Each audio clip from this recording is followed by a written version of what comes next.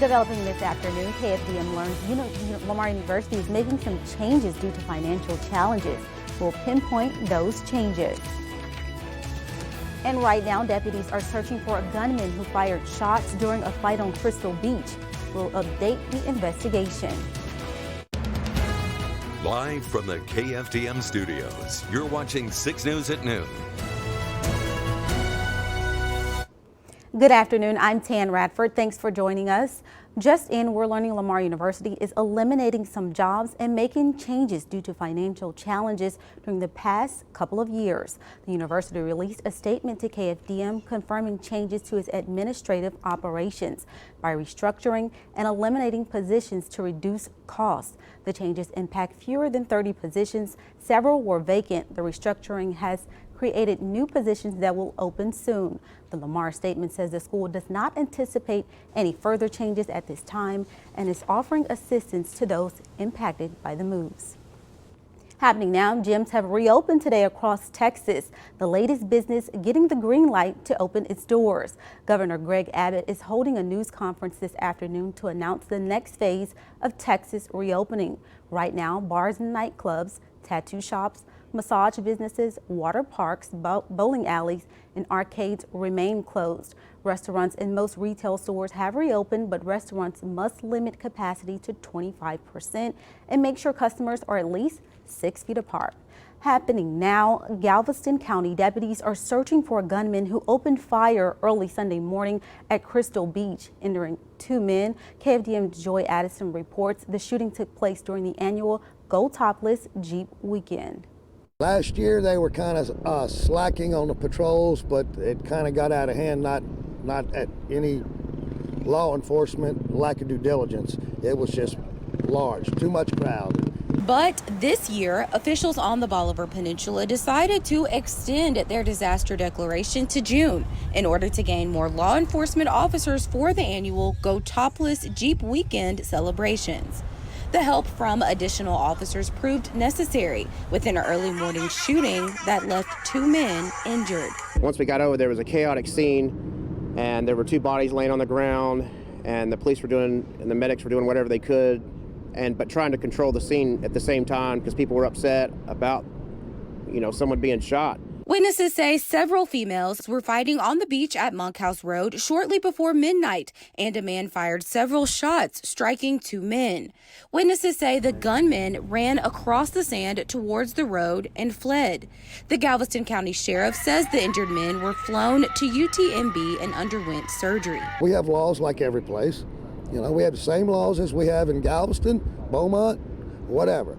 And people just don't respect the laws. They think it's a free-for-all. And as a lifelong resident, I've seen it every year. It gets worse and worse and worse. But the police presence was here this year, and maybe that'll curb it for next year. Investigators have not determined a motive for the shooting.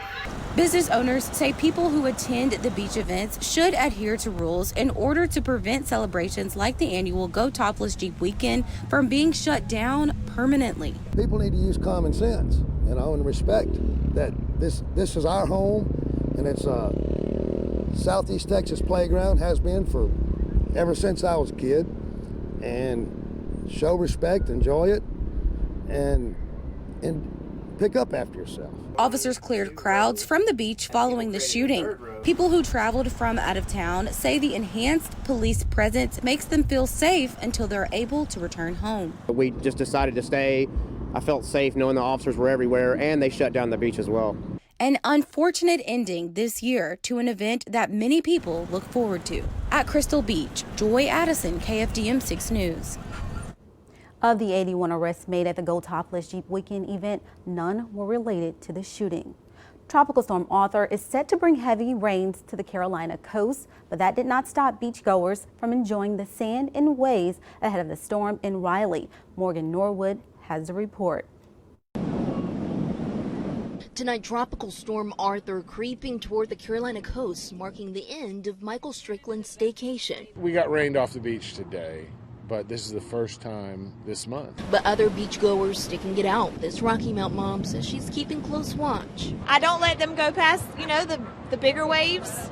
And plus the lifeguards kind of threw a whistle like, whoo, not too far, So I'm just trying to make sure that they stay safe. And lifeguard Kyle Campbell raising the red flags as potentially deadly rip currents swirl the seas. A lot of times you don't know that you're in it and you keep swimming, and then it's a conveyor belt and it just doesn't stop. And then you keep swimming until you can't swim anymore. Tonight, Arthur expected to bring wind, rain, and rough surf. The beach still open to socially distant and hopefully vigilant visitors. Be safe, stay together. If you're not a good swimmer, then don't go out past your waist or your chest. You know, don't push the limits, and listen to the lifeguards.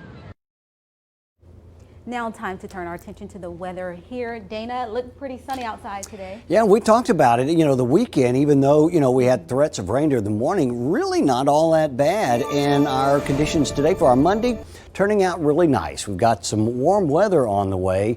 We'll be talking about that. A much warmer than normal Monday for, the 18th day of May. Let's take a look at our satellited radar for the last 6 hours. And you know what? With the exception of some rain going on in southern Alabama, Mississippi, you're not going to find anything going on as far as extreme southeast Texas and all of Louisiana for that matter. But we'll take a look at this. I mean, we are going to be getting up to that 90 mark. It'll be brief. We're at the mid 80s now, probably see that during the next hour. 90 increased just for a brief bit before dropping back down to the mid 80s by about 7 o'clock. And we could see a return of all of this for tomorrow with the clear skies that we're going to be seeing set up shop by tonight. We'll talk about that, the much warmer weather that we're going to be seeing for the next several days. Also, update you on the tropics as well. All of it coming up in our full forecast. Tan? Thanks, Dana. A critical section of the nation's economic engine returns to work today with new safety protocols enforced by COVID-19. It comes as the state continues to ease restrictions. Elise Preston reports from New York. As the big three major automakers, Fiat, Chrysler, GM, and Ford, reopened their plants Monday, workers had mixed reactions. It's like we storming the beach on Normandy. You know what I'm saying? We got to get back here, do what we got to do. The other half of the company is coming back on the 15th of June. Why can't we all come back on the 15th of June? At Ford, workers will be required to wear face shields and safety goggles, among other precautions. In Texas, reopening plans are moving ahead, even as the state reported its highest single-day increase of more than 1,800 cases Saturday. 700 of those were tied to increased testing at meatpacking plants.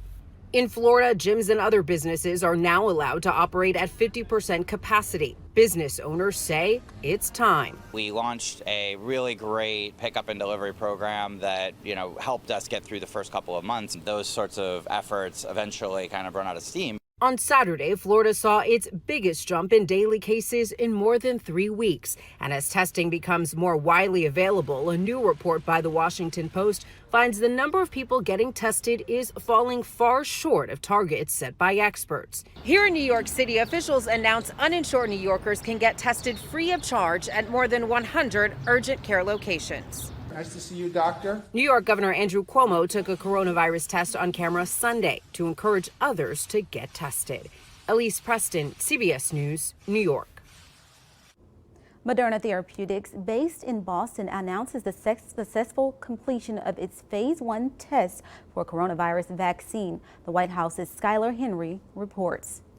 A government-run test of a Moderna Therapeutics vaccine candidate showed all 8 recipients developed antibodies for COVID-19. Those same antibodies that those people had developed actually could neutralize the virus and prevent its ability to infect human cells. Moderna will soon begin phase 2 trials with the goal of having a viable vaccine by the end of the year. There are circumstances where the vaccine could be deployed to high-risk populations earlier under something called an emergency use authorization. The government has launched Operation Warp Speed, which will begin manufacturing several different vaccines before the trials are completed. We have hundreds of millions of people, so 300 million is the goal, and by January that we would set, whether by one or multiple vaccine candidates. President Trump is speaking with restaurant executives and the nation's governors this afternoon as he pushes to reopen the country. Federal Reserve Chairman Jerome Powell told 60 Minutes that the country will not fully reopen until there is a vaccine. We can't fully recover, though, until people feel confident that they're safe. The Fed chief also said Congress needs to inject more money into the economy. But the White House is taking a wait-and-see approach before supporting another massive relief package. If the economy continues the momentum that we're beginning to see over the last couple of weeks of data, then I think that one might conclude that the stimulus that we've already passed is enough. The House passed a $3 trillion spending bill Friday evening, but Majority Leader Mitch McConnell has declared it dead on arrival in the Senate. Skylar Henry, CBS News, the White House. Later on News at Noon, we'll tell you how retail stores are starting to reopen after having record low sales numbers last month. Rain along the Gulf Coast is being replaced by some very warm temperatures for the next several days. Details are coming up next.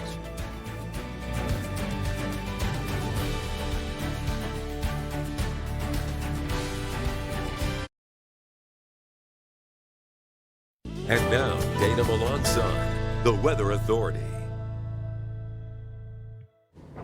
We'll start off with our live weather network of cameras. We start off right here at our Beaumont location. The network of cameras from Do Good Credit Union, our Beaumont camera, sponsored by Roofing 911. And again, hard pressed to find a cloud, right? We've got a nice clear start for the early morning hours, and it's translating into a very, very nice and sunny noontime hour as well. Let's go down to the coast. This is where we're looking at, this is Sabine Pass, and we can see the baseball diamond, also see the school as well in the background, and the Intercoastal Canal, but everything quiet, clear, and warm for us just about anywhere that we want to check.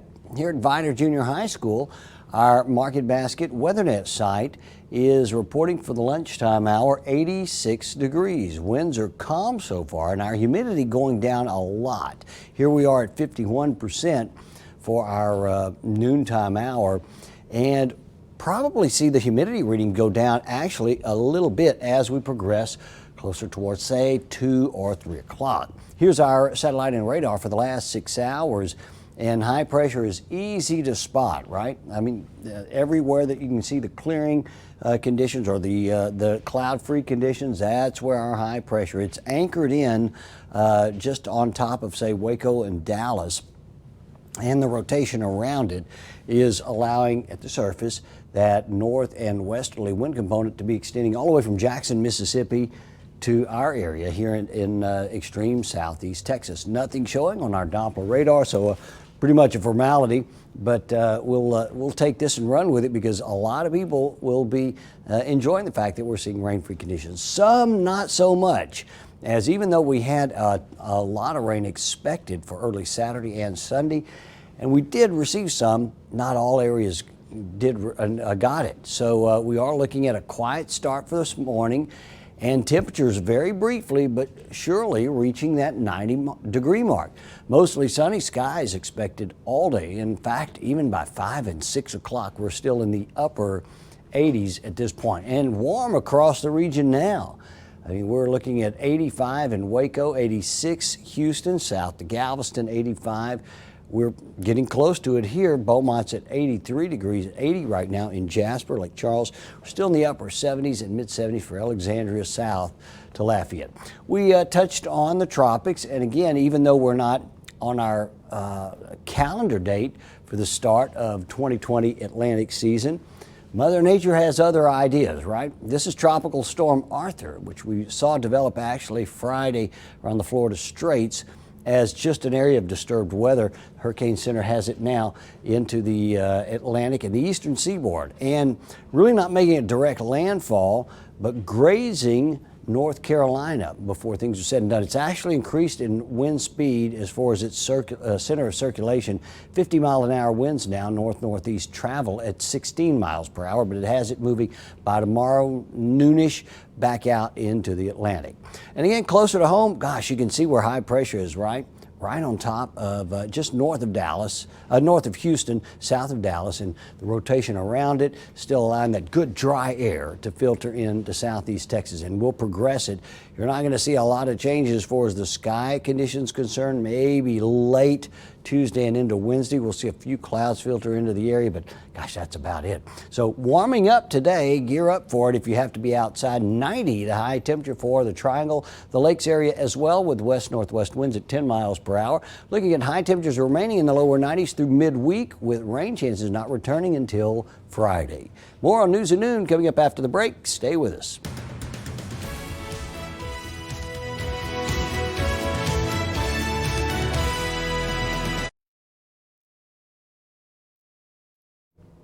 Retail sales fell by record numbers last month. Clothing stores with a more than 78% drop in sales from March after stores shut down across the country. But some stores are now welcoming customers back, including Nordstrom in Dallas. Maria Villarreal has the report.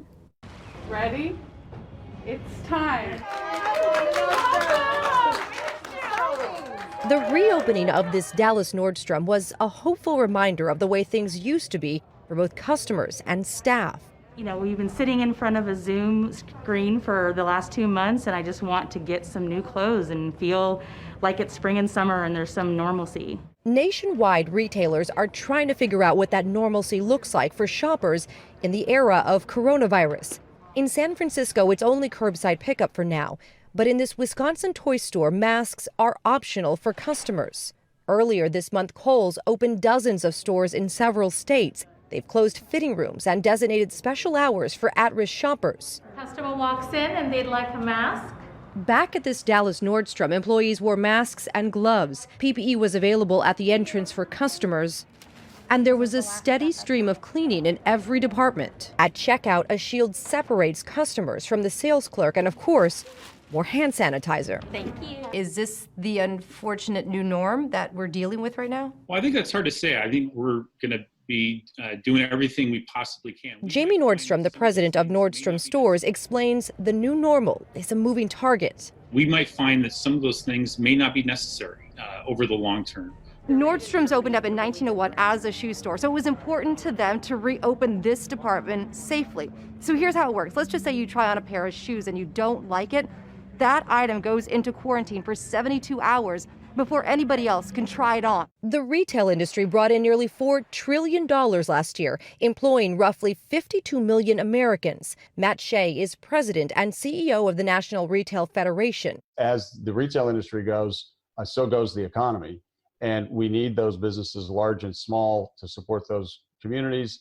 The retail industry supports more than a quarter of the U.S. workforce, and although Nordstrom says they have a strong online presence, they also say that 70% of their business comes from brick and mortar stores just like this one. And that's why they will be opening 62 more of these stores later this week. Mireya Villarreal, CBS News, Dallas, Texas. Up next, we'll tell you how photographers are finding creative ways to get their jobs done.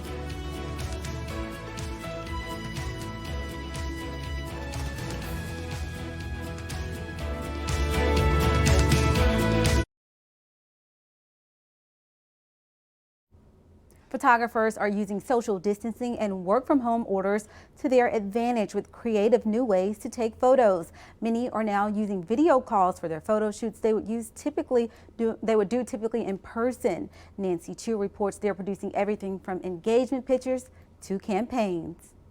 Good, cute. Look at each other. This is typically the busy season for Kristen Lopez, a Pennsylvania wedding photographer. This time of year, we're usually shooting a lot of weddings, but things look a little different now. Lopez adapted her methods behind the lens of a different kind of camera, taking and editing screen captures through FaceTime. They place the phone down somewhere. We make sure it's a pretty good spot with some decent lighting, and then I crack jokes to them. I have them snuggle and just do different prompts. The picture quality is surprisingly good, but Lopez says she's not focused on pixels and resolution. Her mission is capturing a moment in time. That's cute. Put your hand on his face a little bit. Like she did for this engaged couple in New Jersey. In the years to come, we'll be like, oh, you remember that time we were quarantined in our parents' basement and we got these really cool pictures done? The same idea is taking off overseas as well. Italian fashion photographer Alessio Albi reached out to models he's worked with to stage FaceTime shoots at their homes all over the world. it was like a game in the beginning, something that you do with your friend. The photos became so popular, Alpi says he's now receiving commissions from fashion brands. He calls the sessions a true collaboration with the model. People seem sometimes to forget what photography is about. It's not about like the complex gear, expensive stuff that you have to use. It's more about communication. The creative compositions offer a unique snapshot of these unprecedented times. Nancy Chen, CBS News, New York. A zoo in India is still closed to the public, but some folks got to enjoy the zoo while driving through in their cars. Guests got to drive on the back roads of the Potawatomi Zoo for a behind-the-scenes view, something you don't typically get to experience. Seeing more than a dozen ambassador animals along the pathway and meeting zookeepers, the staff came up with the idea to keep the community supporting the nonprofit. It relies heavily on memberships and donations to feed and care for the animals. Tickets for the drive-through zoo event sold out in a single day. Now let's get a final check of the forecast with Dana Melanson.